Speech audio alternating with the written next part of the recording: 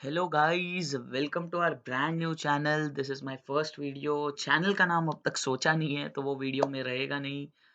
तो गाइस, अभी मंथ सिर्फ स्टार्ट हुआ है और मुझे एक अमेजिंग अपॉर्चुनिटी दिख रही है टेक्निकल चार्ट्स पे। एक स्टॉक है उसके अंदर। और क्यों ये इतनी अमेजिंग अपॉर्चुनिटी है और इसको हम बोलेंगे चार्ट ऑफ द मंथ। और इसको चार्ट ऑफ द मंथ क्यों बोल रहा हूँ? मंथ का स्टार्ट है और इतनी अमेजिंग अपॉर्चुनिटी बस चालू ही हुई है, मतलब अपने हाथ लग सकती है। अब देखो, ट्रेडिंग व्यू प्लेटफॉर्म खोला है मैंने। ओके ओके, ये सब डिलीट, आपको स्टार्ट से बताता हूँ।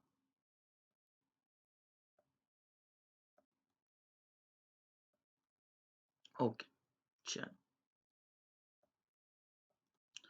ये tradingview.com है गाइस। यहाँ पे आप चार्ट्स देख सकते हो, काफी लोगों को पता ही होगा। अब क्या है ऐसा ये स्टॉक में? Siemens India limited. क्यों इसको चार्ट ऑफ द मंथ बोल रहा हूँ गाइस? कुछ तो ऐसा होगा जो दूसरों से अलग है। ओके, क्यों? देखो, चैनल पैटर्न्स के बारे में अगर पता होगा, नीचे देखो सपोर्ट ले रहे, नीचे ये चार्ट, ये ट्रेंड लाइन पे सपोर्ट ले रहा था बार बार, और ऊपर ये trend line as a resistance act कर रही थी।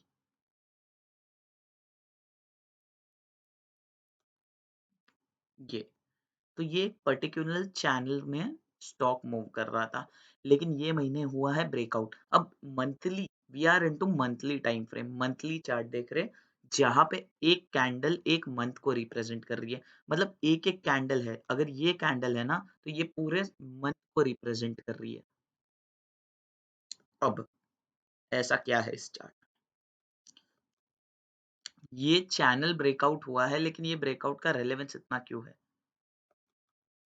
So sorry.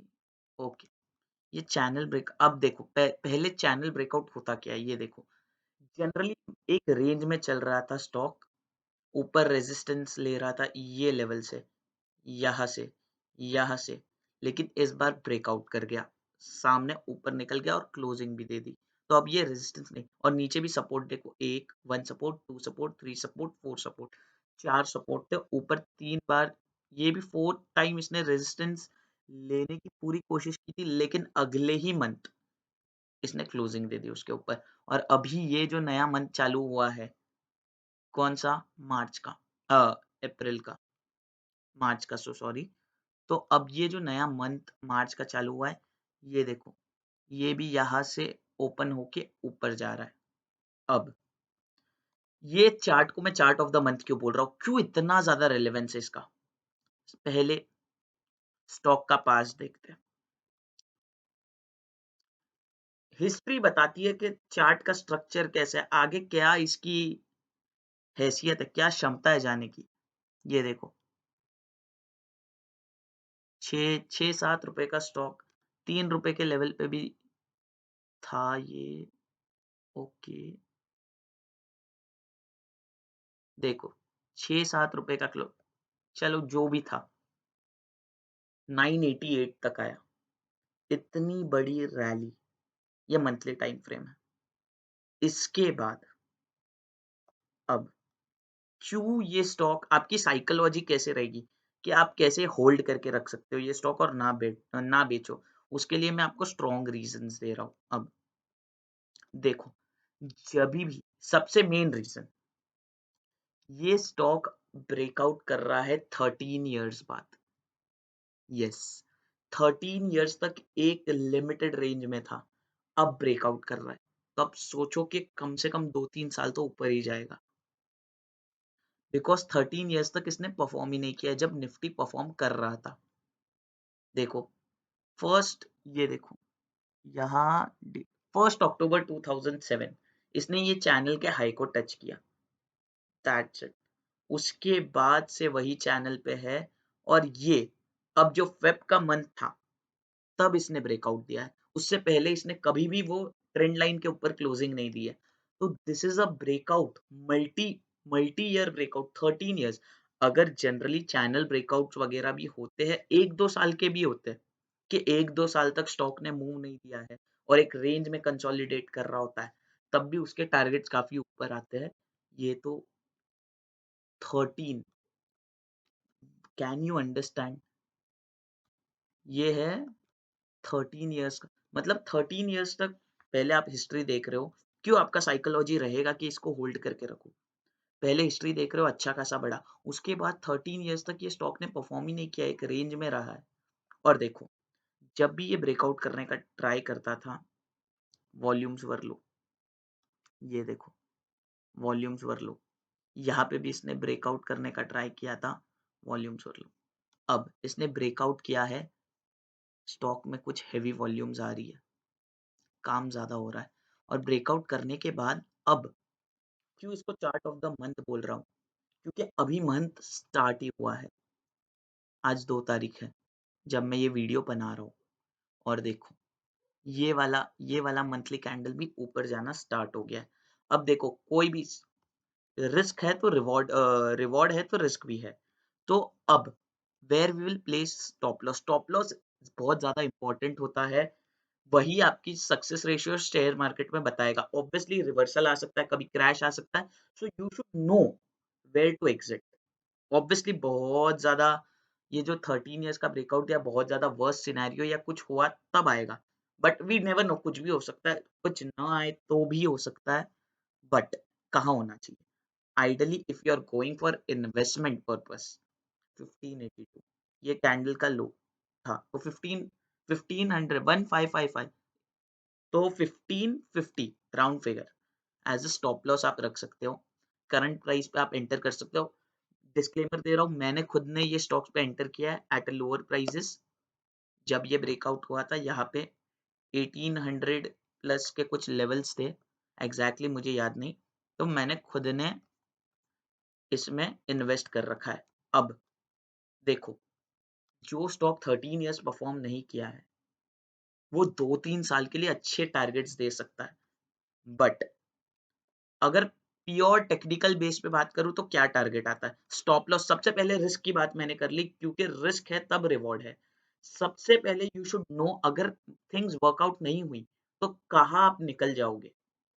अगर स्टॉक मार्केट में आपको एंट्री से पहले अपनी एग्जिट पता है, आपका स्टॉप लॉस पता है, then you are the king, because after all it is the game of probabilities. Even a 50% winning strategy works, अगर आपने रिस्क रिवॉर्ड अच्छे से मेंटेन कर रखा है। अब देखो, यहाँ पे सपोर्ट, यहाँ पे सपोर्ट, यहाँ पे सपोर्ट, यहाँ पे सपोर्ट, यहाँ पे रेजिस्टेंस, एंड अब ब्रेकआउट हुआ है। अब क्या टारगेट आ सकता है? जनरली ये एक चैनल में था, अब चैनल पैटर्न्स के ब्रेकआउट के टारगेट क्या होते हैं मैं आपको बताता हूँ।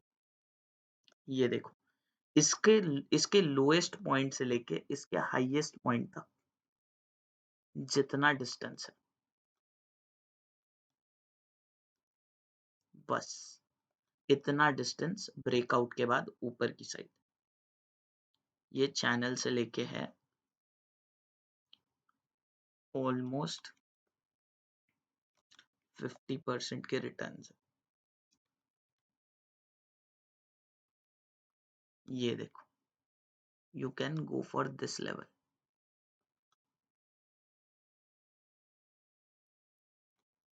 it is 2758। क्या बात कर रहे हो? हाँ, ये बात कर रहा हूँ।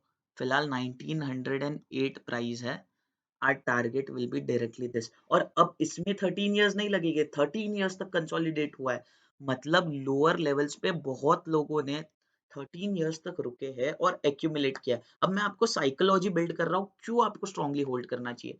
13 साल तक लोगों ने होल्ड करा है ये स्टॉक को एकदम। और फॉर अ फन फैक्ट, इसकी प्रमोटर्स की होल्डिंग 75% है। इट शोज कि क्या प्रमोटर्स को कॉन्फिडेंस है अपनी कंपनी में, however it may be performing। obviously profit growth और सेल्स ग्रोथ नेगेटिव है, बट अगर प्रमोटर्स इतना कॉन्फिडेंस बता रहे हैं उनकी कंपनी में, देन डेफिनेटली उनको कुछ हमसे ज्यादा ही पता है।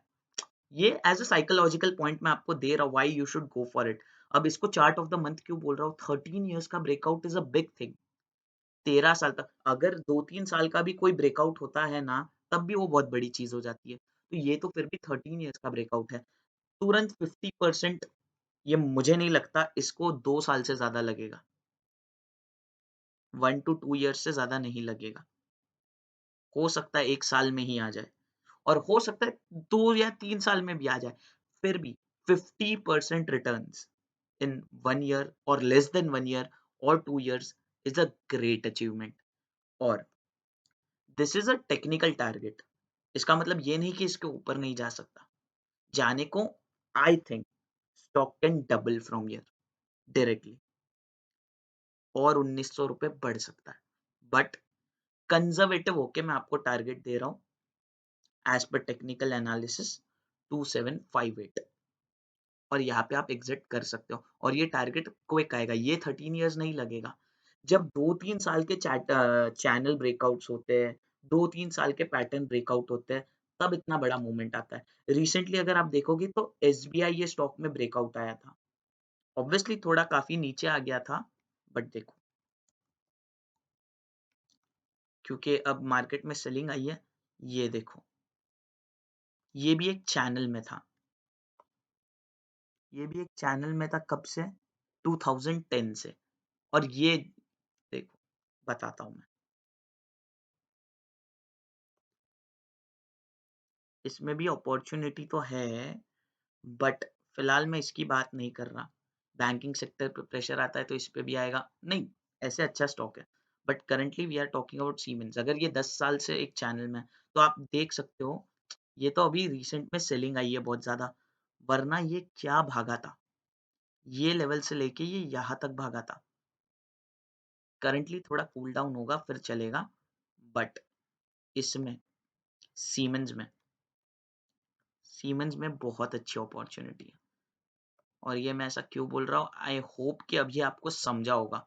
जो स्टॉक ने जिसका आप हिस्ट्री देख रहे हो कि मस्त एकदम अच्छी हिस्ट्री थी, but 13 years for some reason perform नहीं किया और अब ब्रेकआउट दे रहा है। प्रमोटर्स को अपनी कंपनी में इतना कॉन्फिडेंस है और 60 के ऊपर आरएसआई है, then the stock is definitely you can watch out। और रिस्क हमेशा याद रखना, 1550 लेवल्स पे रिस्क, मतलब अगर जस्ट इनकेस स्टॉक में कुछ हो जाता है, कुछ बहुत बुरी न्यूज आ जाती है या जस्ट इनकेस लोग एक्सेसिव सेलिंग आ जाती है, तो 1550 ₹300 पे अपन निकल जाएंगे, ₹300 के लॉस से। बट 300 भी नहीं है वो, एग्जैक्टली देखा जाए तो 250 है, बट टारगेट जो हम ले रहे हैं वो 921, ऑलमोस्ट ₹1000 का ले रहे हैं। 1000 भी ले सकते हो आप, ₹1000 का टारगेट ले रहे हैं, तो रिस्क टू रिवॉर्ड देखो आप, काफी ऑलमोस्ट 4.5 जाने का ₹1, आने का 4.5 ₹5। तो ये अगर ऐसे 50% विनिंग स्ट्रैटेजीज, अगर अपने ऐसे से 50% ट्रेड्स भी चले और रिस्क टू रिवॉर्ड हमने ऐसे रखा है, तो वी आर लूजिंग ₹2 जाएगा लेकिन आने को ₹8 आएगा। क्यों? फॉर एग्जाम्पल यहाँ पे देखो, 1:4 अगर मैंने रिस्क रिवॉर्ड रखा है, इसका मतलब ट्रेड में ₹1, अगर 4 ट्रेड लिए, 50% विनिंग, 2 ट्रेड्स में कितना, अगर फॉर एग्जाम्पल ₹2 का स्टॉप लॉस है मेरा, तो 2-2 जाएगा, बट 1:4 है, तो 8-8 आएगा, ₹16 आई लर्न और 2-2 जाएगा, तो 16 माइनस 4। तो अगर 50% भी स्ट्रैटेजी चलती है, तो भी we are in profits and huge profits. So our technical target is 2758, but what I say कि ये डबल भी हो सकता है, you can hold more। I hope you like the video। और देखो, तो इम्प्रोवाइज एंट्री आप लोअर टाइम फ्रेम से जाके देख सकते हो कि फिलहाल क्या चल रहा है। यहाँ पे देखो, ये वीक ब्रेकआउट हुआ, फिर यहाँ पे 3 होल्ड किया और अब ये चल पड़ा है। देयर इज हाई प्रोबेबिलिटी कि ये बहुत क्विक मोमेंटम करे। अब देखो क्या हुआ था, मैंने डेली पे कब एंट्री ली थी, मैंने डेली पे देखो, डेली पे भी एक चैनल बना रहा है, ये चैनल के ब्रेकआउट पे एंट्री ली थी, बट ये फॉर सम रीजन रिवर्स हो गया, लेकिन सिंस हायर टाइम फ्रेम का लॉजिक इंटैक्ट है, मैंने इसको अब तक सेल नहीं किया। मेरा स्टॉप लॉस भी बहुत नीचे है, मेरा 1700 पे होगा समझो, 1698। क्यों? क्योंकि मैं इसको एज अ इन्वेस्टमेंट नहीं देख रहा, एज अ इन्वेस्टमेंट देख रहे हो तो थोड़ा नीचे कर सकते हो, बट मुझे मैं इसको एज अ स्विंग ट्रेड देख रहा हूँ, तो एक छोटे से स्टॉप लॉस के साथ मेरे को काफी अच्छा रिवॉर्ड मिल रहा है। टारगेट तो मैं भी वही रखने वाला हूँ, बट मैंने स्टॉप लॉस इम्प्रोवाइज़ करके कम कर दिया अपने लिए क्योंकि मैं स्विंग ट्रेड्स लेता रहता हूँ बहुत ज़्यादा।